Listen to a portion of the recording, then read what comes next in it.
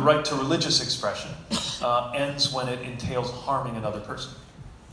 And the right to bear arms does not entitle you to a nuclear weapon.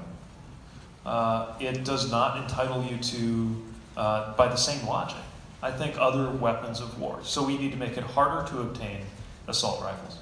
We need to have red flag laws that disarm domestic abusers. We need to establish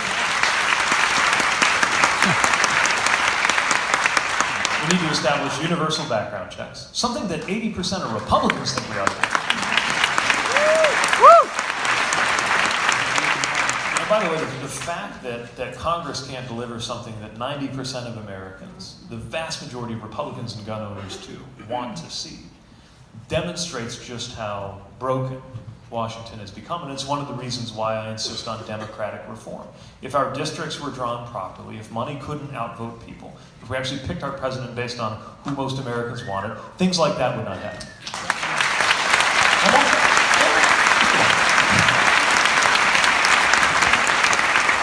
Now, but you're talking about combating, I suppose, the militarization of our community. What about the militarization of our local police forces? I mean, we have to establish the ethic that the purpose of a police department is to keep a community safe, and that a police department and a community are part of each other. It's one of the reasons why I instructed our police officers to have the mentality of city council members. It's why we had over 7,000 foot patrols just last year. Get out there, talk to people, go to the block party and the neighborhood event, and get to know people as your boss, which is what the citizens are to us public servants, not as the population that you are responsible for monitoring.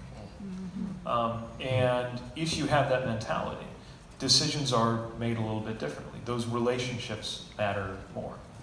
And I got to tell you, when we were really dealing with some of the toughest issues around race and policing, I had an ally in Washington. I could reach into the Obama Justice Department and say, hey, this is an issue, this is a challenge, this is dividing our community, can you help? There was a task force on 21st century policing that did things like help us figure out body cameras. Body cameras is not easy, right? What do you do when an officer opens the door and walks into a sexual assault scenario, and that video is now part of the public record, and you need guidelines on how to defend privacy but also be transparent?